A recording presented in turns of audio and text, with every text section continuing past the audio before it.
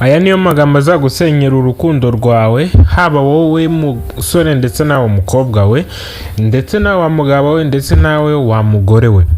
Ushobora kuba ukoresha amwe muri ano magambo tugiye kubabwira, bikazakubera cyangwa se akaba ari byo bizatuma urugo rwanyu rusenyuka.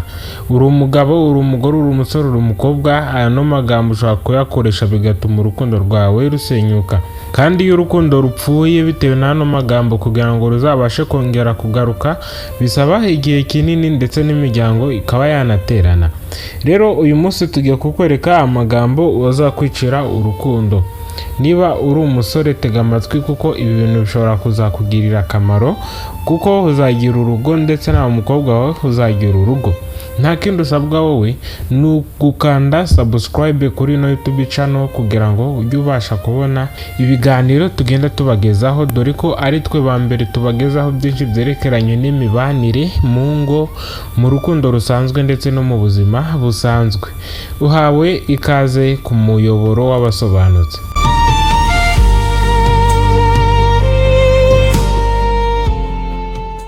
Ijambo rya mbere rishobora gutuma urukundo rwanyu rupfa burundu ni ukumubwira amagambo atamushimisha. Igihe cyose ufite boyfriend cyangwa se girlfriend ariko ugasanga nyine hari amagambo adakunze kumva cyangwa se urayamubwira ntamushimishe, ubikoze nka kangahe ubona ayo magambo ntamushimisha ariko ugakomeza ukayakoresha cyangwa se unayavuga ugira ngo umukinire ku mubyimba. Hari ibintu aba adashaka gukora cyangwa se no kumva, ahubwo ugasanga wari gushaka kubimwumvisha kandi watabishaka. Uzirinde kwereka cyangwa se no kubwira girlfriend wawe cyangwa se boyfriend wawe ugasanga nyine amagambo ugenda umuganiza, ayo magambo ashobora kutamushimisha. Uzayirinde nyabonekaho kugira ngo wisenyere urukundo. Ijambo rya kabiri rizagusenyera urukundo ni ukumurutisha abandi. Amagambo cyangwa se mu nteruro ukoresha umuganiza cyangwa se unaganiza abandi, ugasanga we uri kumurutisha abandi. Uri kuvuga uti uriya mugabo ni mwiza, ariko nta n'umunsi n'umwe urabwira umugabo wawe cyangwa se n'umukunzi wawe ngo ni mwiza. Ariko ugasanga uri gutaka uvuga uti inshuti yanjye ifite umukunzi mwiza, ntabwo ari nkanjye. Ibyo ngibyo ni bibi muvandi. Uzirinde kubibwira umuntu mukundana, ni umusore, ni umukobwa, ni umugabo, ni umugore. Uzirinde kumurutisha abandi, haba muri ayo magambo uvuga, ndetse ushobora no kutabivuga ariko ukabimwereka. Ibyo ngibyo ni bibi kuko bishobora kuzagusenyera urukundo rwanyu. Cyakoze nshobora kuba ndi kukubwira ngo ubyirinde kandi ubishaka. Gerageza niba unashaka gusenya urugo rwawe, ariko ntuzakoreshe izi strategy kuko ibi ngibi ni bibi cyane, birica. Ijambo rya gatatu rizagusenyera urukundo cyangwa se n'urugo rwawe ni ukugira agasuzuguro. Nyaboneka hari gusanga umugore cyangwa se n'umugabo ugasanga afite agasuzuguro, uramubwira ikintu ntacyumve, ikintu cyose urakora umubwira ntacyumve, ukamugira inama ntayumve. Rero uwo muntu utumva cyangwa se ugira agasuzuguro, uwo muntu ushatse wamureka pe. Mushaka no kuba mukunda ariko ugasanga afite agasuzuguro karenze. Mwarakundanye cyangwa se mwanakoze ubukwe mu mwaka wa mbere cyangwa se no muri uko kwezi kwa mbere haracyarimo ibyo kurya, ariko ugasanga umugabo wawe uburyo kiyigaragaza nyine aba ari kwisuzuguza. Ariko n'igihe uri umukobwa cyangwa se uri umusore ariko ugasanga nyine uri kuzana agasuzuguro mu byerekeranye n'urukundo, ibyo ngibyo ni bibi cyane. Ariko urukundo icyo rusabwa cyangwa se icyo ruba rusaba ni ugukunda umuntu nawe akagukunda. Ntabwo urukundo ari ukugira agasuzuguro cyangwa se ukumva ko urumvisha mugenzi wawe cyangwa se utakora icyo mugenzi wawe yakoze cyangwa se mukamera nk'abana b'inkurikirane. Ibyo ngibyo si byiza ku bantu bakuru. Amagambo yandi ashobora gutuma urukundo rwanyu rusenyuka cyangwa se akanica urukundo rwanyu ni ukugira amagambo harimo ikinyoma cyangwa se kubeshya. Uri umugabo cyangwa se uri n'umukobwa cyangwa se uri n'umugore, ariko ugasanga uburyo icyo uganira amagambo menshi ni ibinyoma. wasanga no mukobwa mukundana cyangwa se no musore mukundana umubeshya ngo uramukunda kumbi mukundana, ugasanga afite undi mukobwa bakundana cyangwa se afite benshi bakundana, ugasanga bose agenda babeshya.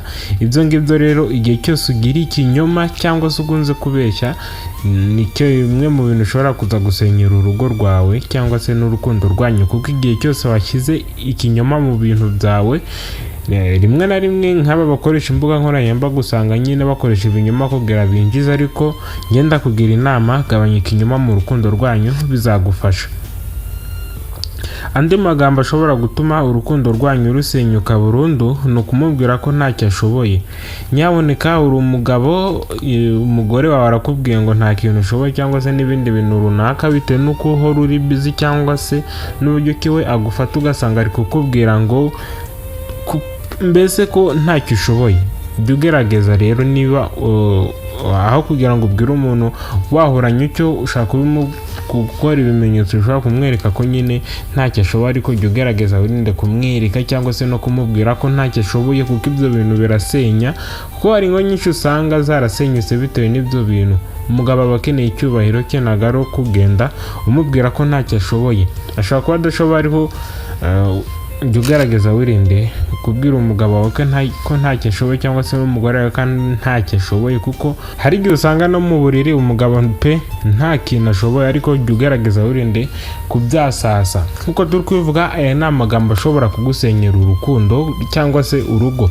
Rero igihe cyose wagize umunwa ugasanga nturugugire ibanga, ibintu byose uri gukora nyine uri kubikorera ku karubanda, ibyo ngibyo si byiza, ahubwo jya ugerageza niba hari nk'ikintu adashoboye ukimubwirire mu nzu, cyangwa se nibyo mwakaganiye mu biganirire mu nzu, ureke kubizana ku karubanda, kuko hari igihe ubibwira inshuti yawe nayo ikabibwira indi, ugasanga umudugudu wose urabimenye ngo ba bantu ntibari kubana neza. Ariko igihe cyose wacecetse nyine ibintu mukabikora mu butuzo, birafasha bigatuma n'urugo rwanyu ruba urugo ruri prive. Ariko nukoresha amagambo uvuga ko umugabo wawe ntacyo ashoboye, uzaba urusenye, kandi kugira ngo ruziyubake bizagorana. Irindi jambo rishobora kugusenyera urugo rwawe burundu ni ukumugereranya na ex wawe washize cyangwa se uwo mwakundanaga.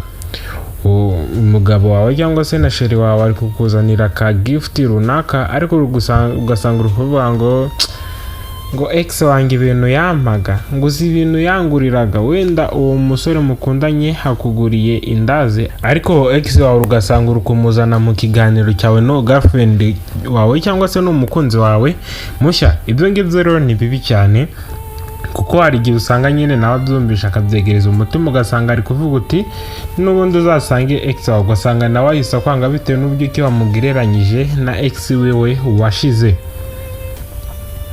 Iri jambo rindi rishobora kugusenyera urukundo, ndavuga wa mugabo we cyangwa se wa mugore we, ni ukubwira uwo mukundana cyangwa se umufatanyabikorwa wawe, ukamubwira ko udakunda inshuti ze.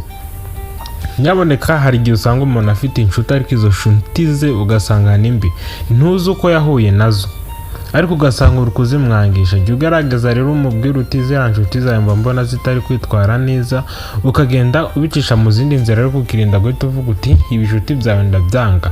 Rero jya ugerageza wirinde kwanga inshuti z'umugabo wawe, kuko hari igihe usanga arizo zinakugaburira, kuko hari igihe usanga umugabo wawe yakubiswe cyangwa se uwo ari we wese mushaka kuba mufitanye umubano, ugasanga urimo urasuzugura izo nshuti ze, kandi nizo zimurangira akazi n'iki.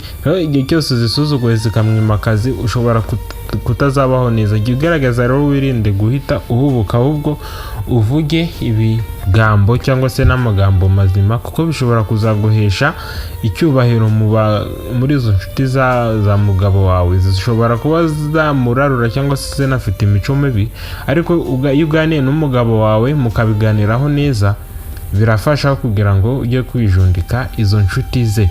Rero igihe cyose wagaragaje kwijundika inshuti z'umugabo wawe cyangwa se n'inshuti z'umukunzi wawe, bishobora kukwangiriza urukundo. Nayo magambo ukoresha muganira nayo ashobora gutuma nyine urukundo rwanyu rupfa. Ariko cyane cyane kubwira umugabo wawe ko udakunda inshuti ze ni uburozi bubi cyane, kuko uba wiciye urukundo rwanyu. irindi jambo rishobora kugusenyera urukundo rwanyu hagati yawe n'umukunzi wawe ni ukumubwira ko utakimwishimira cyangwa se utakimukunda.